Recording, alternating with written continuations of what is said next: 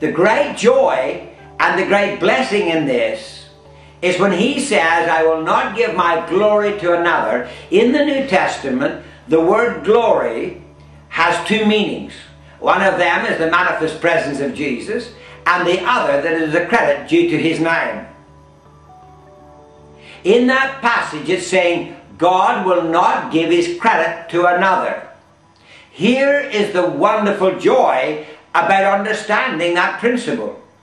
Because if God wants all the credit, and he must have all the credit, then he must do all the work. If I was to get some of the credit, if I was to get some of the glory, then I deserve some of the pay. But I'm not getting the credit, I'm not getting the pay, because he wants all the glory.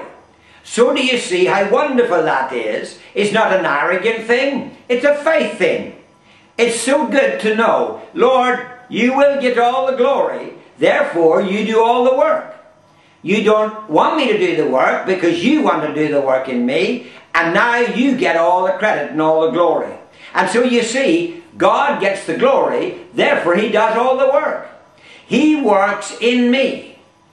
Do you know, another little story that I want to tell you, I was ministering in a church, and I had a wonderful time there, and I was actually preaching about the glory of God. And I was talking about the various aspects of the glory of God and the credit that's due to his name. That he does the work. Christ works in me. He does all the work.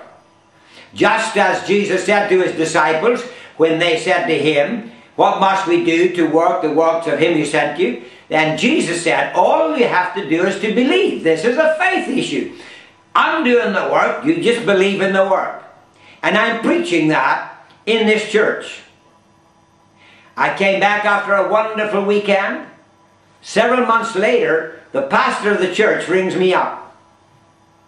He said, Ray, I've got to tell you something that's wonderful. This will encourage you.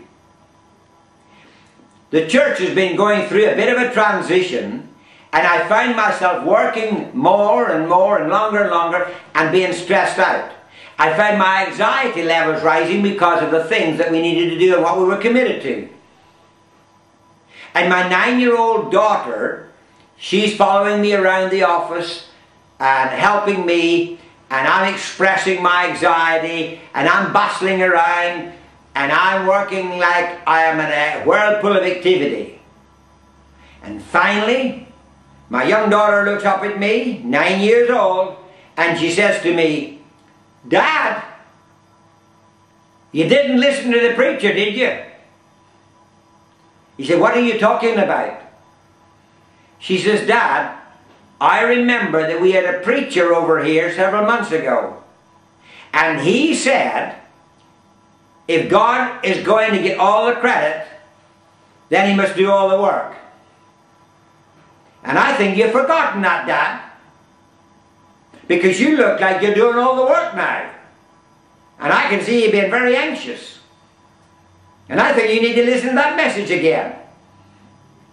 He said, brother, it hit me like a rock in my head. And I realized that I was trying to execute the work of God back in my own strength. It's so easy to do that. And in the next segment we're going to be looking at that to see how that is. But you see, he turned around, and what I'm going to show you is what he did to enter back into the rest that there is for the people of God.